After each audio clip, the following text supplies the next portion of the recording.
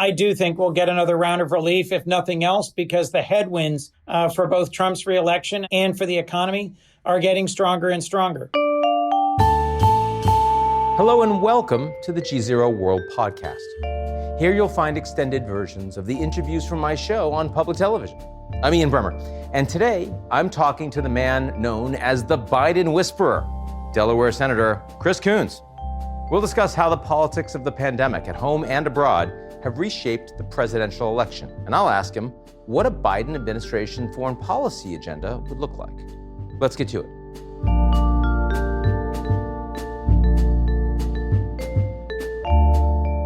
This episode of the GZERO World podcast was made possible by Lennar, America's largest and most innovative home builder and the #1 destination for foreign residential real estate investment in the U.S. Learn more at www.lennargzero.com. That's LENNARGZERO.com. U.S. Senator Chris Coons, good to be with you, sir. Great to be with you again, Ian. Thanks for having me on. Absolutely. So jump right in. We are a few months into the pandemic right now. Record high cases, 9 states with record hospitalizations. President has dismissed those as embers. Every public health expert is calling for a more coherent federal response. My question to you is, if we're saying the Trump administration is failing to act, why isn't Congress stepping in? Well, first, I'll say that Congress has stepped in to the extent that we did actually come together 2 months ago and pass unanimously a very large package of relief and support for state and local governments, for hospitals, funding for testing, for the development of vaccines. But bluntly, Ian, the chaotic and uncoordinated federal response when it came to testing, when it came to PPE, personal protective equipment, when it came to just setting and keeping a standard, really rests at the feet of President Trump. The CDC puts out guidance, Dr. Fauci gives briefings, and then President Trump just bluntly ignores the advice of his most senior scientists and public health advisors. One of the things that has most concerned and alarmed me is President Trump's decision to try and withdraw the United States from the World Health Organization. I'm not even sure he has the legal authority to do that. So Congress has acted and will act again to provide relief, support, and assistance. But we frankly have failed to rein in the president's rambling and incoherent briefings and his routine bad example in terms of his public health practices. And that's frankly largely because Republican leaders in the Senate and Republican governors around the country have followed his lead rather than following the science. He can't leave, not for a year anyway, so you're right about that in terms of legal authority on the WHO. Absolutely true that one of the positive moments in this crisis has been Senate, House, and executive coming together with the initial relief and stimulus.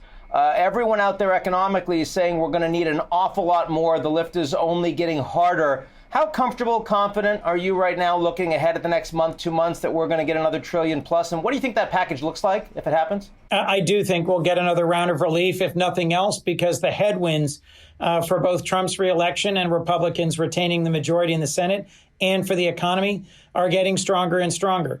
There are funds that remain unspent in programs like the Paycheck Protection Program for small businesses. But there are critical ways in which the PPP has failed to address some of the real concerns that I've tried to prioritize: access to credit for minority-owned, veteran-owned, women-owned, or very small businesses. And there's other programs like the EIDL or the Emergency Impact Disaster Loan that really have failed to get off the ground at all.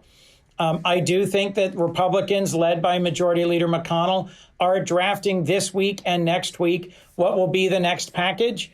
And then there will be a week or two of vigorous negotiations with Speaker Pelosi, and Minority Leader Schumer and the White House.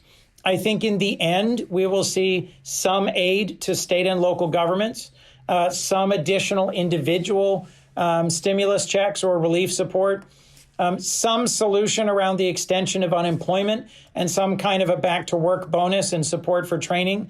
There are a lot of other questions, though. Will there be relief for renters and for mortgage holders? Will there be relief and funding for schools to reopen in the fall and for daycares? If we can't safely reopen schools and universities, that's going to have a huge impact on employment and on the economy and on confidence. And then last, will there be any real federal coordination around a national stockpile and around distributing critically needed personal protective equipment and medical supplies at exactly a time when we are seeing not just the control of the virus, but the virus now exploding to the worst it's ever been in the United States? Now, you're one of the relatively few people that's considered to be someone who a moderate, reaches across the aisle, can work with colleagues, plays nicely with neighbors, that kind of thing. How different, because you did get a very large package through and you're hopeful about another one. How does it feel similar in that regard to 2008, 2009, when such an immense amount of funding was required in a very short period of time? How's it similar? How's it different? Well, I wasn't in the United States Senate at the time. I was a county executive starting in 2005. So I was in the middle of running the second largest government here in Delaware.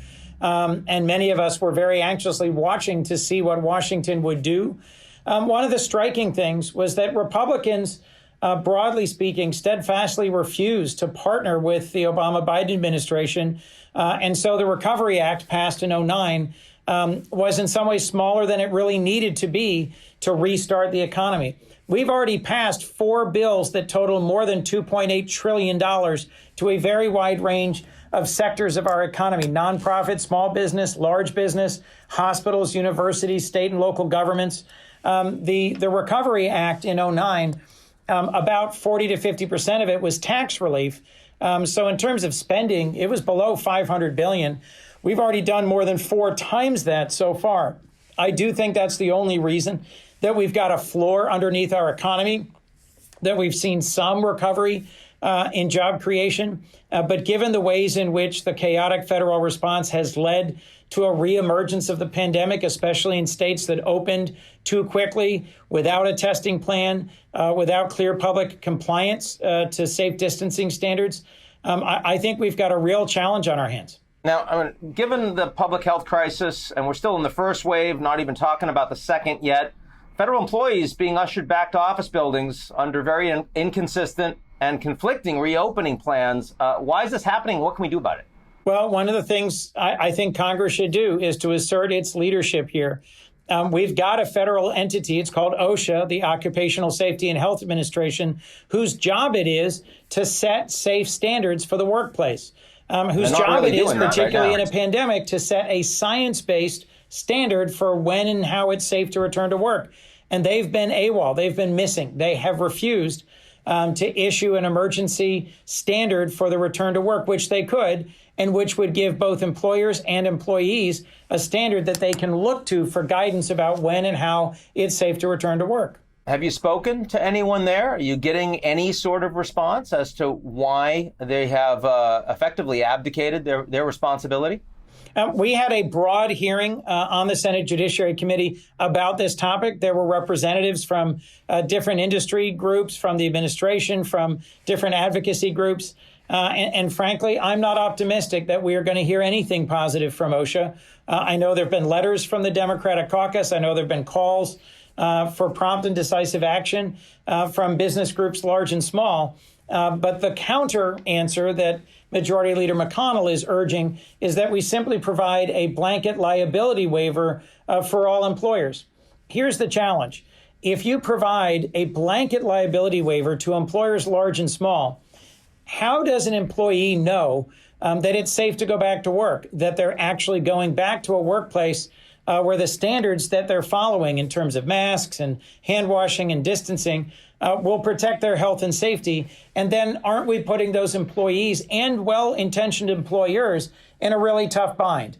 This is a fight that's going to be joined on the floor of the Senate before the end of this month, and I don't know how it's going to resolve. You've been one of the Senate's most ardent defenders of the filibuster, and for reasons we won't get into, prevents a simple majority from passing legislation. But now that a Biden administration looks increasingly possible, even likely, you've had second thoughts.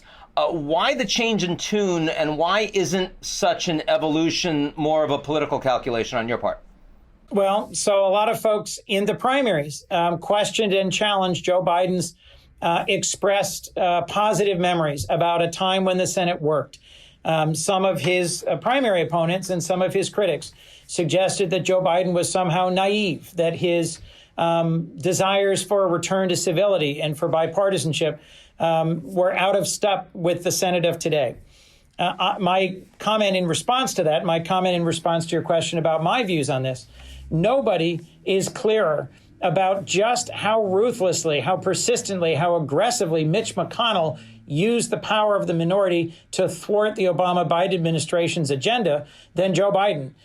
He was charged with selling the Affordable Care Act on the Hill, getting a majority to support initiative after initiative, whether it was on climate or it was on the Recovery Act or it was on health care. And it was deeply frustrating the extent to which Republicans used their minority power, in no small part because of the filibuster, to block the filling of critical judicial vacancies, to block the advancement of critical legislation. So you're referencing an article in Politico where I said, I still hope for a path forward where we can get a bipartisan majority that will legislate, that will tackle issues like prescription drug prices or climate change. I'll remind you, I'm the co-founder and lead of the Bipartisan Climate Solutions Caucus that has 14 members. It is possible, I think, for us to legislate solutions to these big problems. But I was quoted saying, I will not sit idly by for 4 years and watch the administration, the Biden administration, have its key nominations and its policy agenda thwarted. That was intended to say that I believe we should defend the filibuster, but I'm not willing to sit by for 4 years and watch an entire administration lose the opportunity to make real change. Some foreign policy questions for you. First of all, I mean, all the headlines right now are about the reports of a Russian bounty plot to kill American troops in Afghanistan. You said that you wanted to make sure that Russia is made to pay a price. So far, pretty clear that they have not. Unlikely Trump is going to make that move. Is Congress going to, and what do you think is possible? Well, first, I think it's important that members of Congress get briefed on what the intelligence is and what it was. One of the things that's really striking to me is that there are press accounts that the president's daily intelligence briefing, included information, critical information about intelligence saying that the Russians were paying bounties to the Taliban to kill American troops and coalition troops, that happened roughly a year before that became public. And President Trump spoke to Putin 6 or 7 times over that period. Even if we should somehow forgive that he misses or doesn't read or isn't interested in his daily intelligence briefing, how is it possible that President Trump had call after call after call with Putin while his most senior advisors and leaders in the intelligence community were aware of this bounty arrangement between Russia and the Taliban or other forces in Afghanistan? How is it possible that he wasn't ever briefed on this? I frankly don't find that credible. First, I think members of the Senate and the House need to demand a full briefing on this. The Gang of Eight has received it, but I don't think many members not on intelligence and not in leadership on armed services and foreign relations have. And second, I think we've got some key questions we have to ask ourselves. If an oath to uphold the Constitution means anything, it means taking action to protect the troops of the United States, especially when deployed overseas in difficult and dangerous places. And if our alliances mean anything, they must mean standing up and protecting coalition forces who have deployed and fought alongside us in those dangerous and difficult places at our request, not because of any pressing interest in their own home countries. So why was not more assertive and forceful action taken? And what does this tell us about President Trump's relationship with Putin? One of the things that has made me particularly focused on this, Ian, is that Staff Sergeant Christopher Slutman, a 43-year-old Marine Corps reservist, was a Delawarean who left behind a widow and 3 daughters. He was one of 3 Marines killed in an incident, a roadside bomb, that press accounts strongly suggest was caused by a Russian bounty. This ought to make every American angry, and this ought to make every American ask, What are we doing if we're not taking minimally responsible steps to know about Russia's adventurism and its aggressive focus on American troops?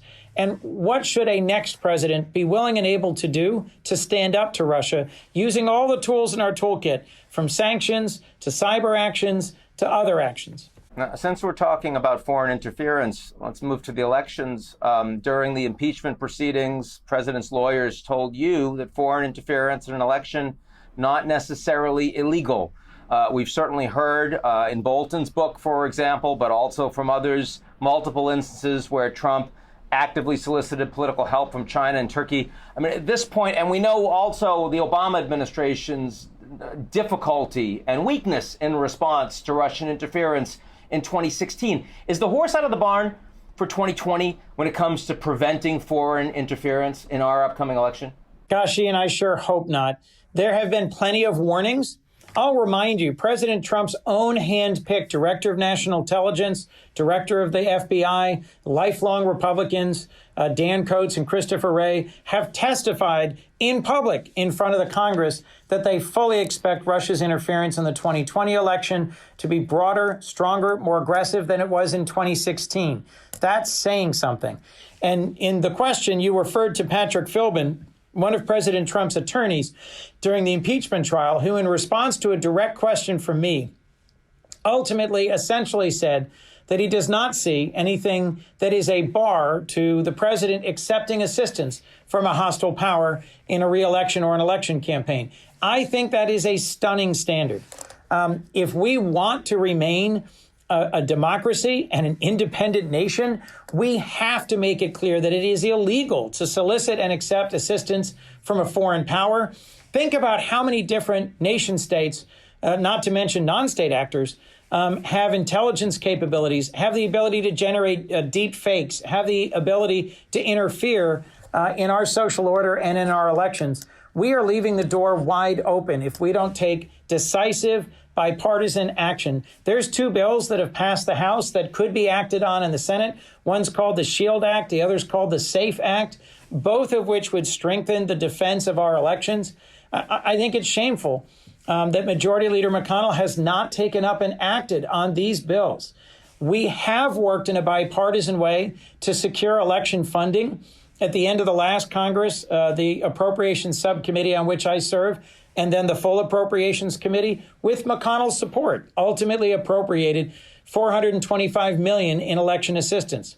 But study after study has shown that there is a huge gap, that states need something like $3.6 billion in election assistance just to conduct their elections safely in a pandemic, not to mention defending our elections against foreign interference. Our elections are run by local elected officials, typically by county boards of election or by secretaries of state. That's one of its strengths. It's distributed across the country by thousands of state and local elected officials who are responsible and accountable.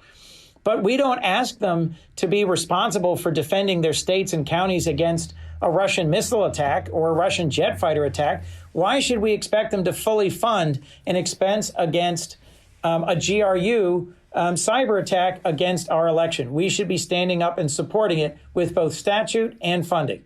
And on issues of discouraging alternatives to in-person voting, I mean, a lot of that money you're talking about is not just in terms of foreign interference, that $3.6 billion, a lot's to expand vote by mail, expand early voting. We've heard from the Trump administration, this is how elections get stolen. They shouldn't be allowing it. If people can show up for Black Lives Matter protests, they should be able to show up and vote. Where do you come down on that? Well, I just voted by mail in Delaware's Democratic primary for the presidency. And one of the things that we've had a series of steering committee briefings and meetings on with secretaries of state, with state party leaders, both Democrat and Republican, is that it is possible to safely vote by mail. President Trump votes absentee by mail in every election. Hundreds of thousands of America's diplomats, development professionals, and armed forces members vote absentee by mail remotely in every election. Barcodes that are unique to each ballot are printed, at least in the one I just used. It has a uniquely identifying barcode on the envelope for the ballot. I had to sign it, seal it and then sign it. And then in the state of Delaware, they're inspecting my signature on file on record and the signature on that envelope to make sure that it matches. Harder than setting up a company in Delaware. Well, I would suggest that there is going to be a lot of need for election security machinery and systems if we're going to have greater and greater vote by mail going forward, not because voting by mail is inherently any less secure, but because 40 states have very modest vote by mail. So in order to count the ballots, print the ballots, pay for the postage, you do have to have appropriations. And there are 5 states right now that for years have conducted most of their elections by mail, including blue states like Oregon and red states like Utah. They do it election after election safely and securely. Another quick one on the election, then I'll get to Biden. Do you think Electoral College delegates should be bound to vote for the candidate that their constituents have elected? Unless I'm mistaken, Ian, the Supreme Court has just rendered an opinion on that topic. I have not read the opinion yet. I think what the Supreme Court ruled was that states can, by state law, bind their electors to vote for the person for whom they're chosen. Frankly, I favor that system because I think when you go into the voting booth and you vote for a particular candidate, it would be a surprise to the vast majority of Americans if their elector ended up voting for somebody other than the person for whom their state law system required them to. So I'm comfortable with that outcome. So a little bit on Biden. You're a top advisor of the Biden campaign. You're there in Delaware, our favorite son. When it comes to foreign policy, can you boil it down in kind of a quick nugget or two? What the Biden Doctrine you think ends up looking like? I think the Biden Doctrine is neither America first, which is ultimately America alone, nor America the world's policeman. I think it is a mischaracterization of the Obama-Biden foreign policy for President Trump to say that we were picking up the tab and fighting the world's wars and that we were disrespected. In fact, I think largely the opposite. The United States benefited significantly from the global network of close alliances with leading free and open societies that we built over the 7 decades since the Second World War. And so NATO, I think, is a critical part, not just of our strategic infrastructure, not just to help keep us safe, but to give us access through the EU to markets and to opportunities, to support and significantly strengthen the alliances between countries like Canada, the United Kingdom, Germany, France, the United States, that have a shared framework of common values. Whether it's in the Indo-Pacific or it's in the North Atlantic, we've got alliances that I think have made us safer. And in a world where there are critical global challenges, from the raging global pandemic caused by COVID-19 to climate change or nuclear nonproliferation, the pathway towards solving those, I think, runs through robust engagement with the world and strong alliances. President Trump has a different theory of the case, which is that the United States paid a lot and got very little.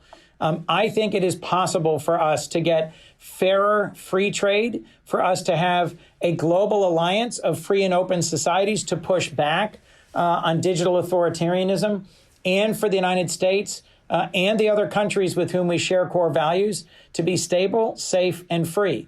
But I don't think we will be stable, safe, and free for long if we simply build walls, pull up the drawbridges, and retreat back into the United States and insist that it's America first and thus America alone. One of Obama-Biden's biggest strategic pieces of outreach was the Trans-Pacific Partnership, going to be 40% of the global economy. Obama couldn't quite get it done. Trump leaves it. Do you think Biden picks it up and says, I want back in if he becomes president? I don't know. But I do think that re-engagement with our allies in the Pacific, restarting critical conversations about how do we set standards for conduct of all kinds, whether it's freedom of navigation or it's in the commercial space. How do we set standards for conduct that we all collectively expect China to meet or push back on China's failure to meet? As you know, Ian, one of the things I worked very hard on was the enactment of the BUILD Act to create the Development Finance Corporation, or the DFC. That was so that the United States could partner with a whole group of our allies around the world in investing in development projects in the developing world and show what transparent and good development projects that had better labor standards, better environmental standards would look like, frankly, to directly compete with China's Belt and Road initiative around the world. If we don't engage, if we don't show what high standards look like, then I frankly think we are ceding to the Chinese the standard setting and the leadership role in the emerging parts of the world. What do you think the biggest lesson that Biden and the campaign should be to take from Hillary's defeat? Well, look, this is not meant to be disrespectful in any way of Secretary Clinton, who I think was very bright, very capable, and had a very strong policy agenda. We're in a different environment in 2020. In 2016, we had a robust economy. We were largely domestically settled or stable. We were still engaged in long wars in Southwest Asia. But I think there were millions of Americans who felt left out and overlooked, who felt they hadn't participated in the recovery, and looked at Donald Trump and thought, why not? I can take a chance. What's the worst thing that could happen? 4 years later, they know what the worst thing is that can happen. It's happening right now. We could have a crisis like a global pandemic with a president who is utterly unprepared to lead and to manage. We could have a nationwide crisis caused by the brutal murder of George Floyd in Minneapolis that could reveal the deep divisions in the United States rooted in race and racism. And we could have a president who not only fails to competently respond, but who cracks those divisions wider open. We've got millions of Americans who maybe were not convinced that Hillary Clinton was the right person to be the next president. They have got to be convinced now that Joe Biden's compassion, his ability to see our differences and heal us and bring us together, his ability to lead in America's best interest on the world stage, and the fact that for him, this election is not about him, it's about us, makes him the right choice in this context. Okay, so before we close, lightning round. One sentence, okay? So number one, what is your favorite Biden T-shirt to work out in? It's my Iowa Biden shirt that I got on 2 trips to go do grassroots campaigning in Iowa. Where do you stand on D.C. statehood? My senior senator, Tom Carper, is leading the bill that would support D.C. statehood. I'm a co-sponsor of the bill. Who least deserves statehood, Delaware or Rhode Island? We are both founding states of the United States, and of course we deserve statehood. But Rhode Island's name is too long, and they're fixing that. Thank you. Okay, there you go. What Republican senator are you closest to? It'd be hard to pick. Frankly, Johnny Isakson is someone who is a former senator, who is a genuine, deep, personal friend. Right now, I am frankly working very well with Mike Braun on the Climate Solutions Caucus and with Lisa Murkowski on some energy policy issues. And finally, if Biden hadn't won the primary, which Democratic candidate would have had your support? Very hard question to answer. Pick one out of the hat? No? I have known Mayor Pete. Don't say Marianne Williamson. Don't say it. I'm not going to say Marianne Williamson. Okay. I will tell you that I have a number of colleagues, obviously Senator Klobuchar, Senator Booker, Senator Harris, who I know well, who I've legislated with, who are proximate to me politically. Mayor Buttigieg is also someone I've known more than a decade. There were a lot of great candidates in the field. I'd have a hard time narrowing it. You came close to pulling off the lightning round there. Very good. Very good. Chris Coons, good to see you, my friend. Thanks, Ian. That's it for today's edition of the GZERO World podcast. Like what you've heard? I hope so. Come check us out at gzeromedia.com and sign up for our newsletter, Signal. This episode of the GZERO World podcast was made possible by Lennar, America's largest and most innovative home builder and the #1 destination for foreign residential real estate investment in the U.S. Learn more at www.lennargzero.com. That's LENNARGZERO.com.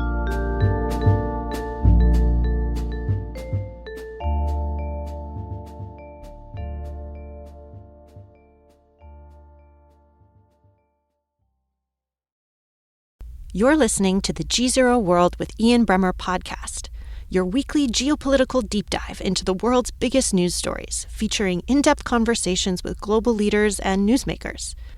To get more of GZERO's insights on global politics every morning, sign up for our free newsletter, GZERO Daily, at gzeromedia.com.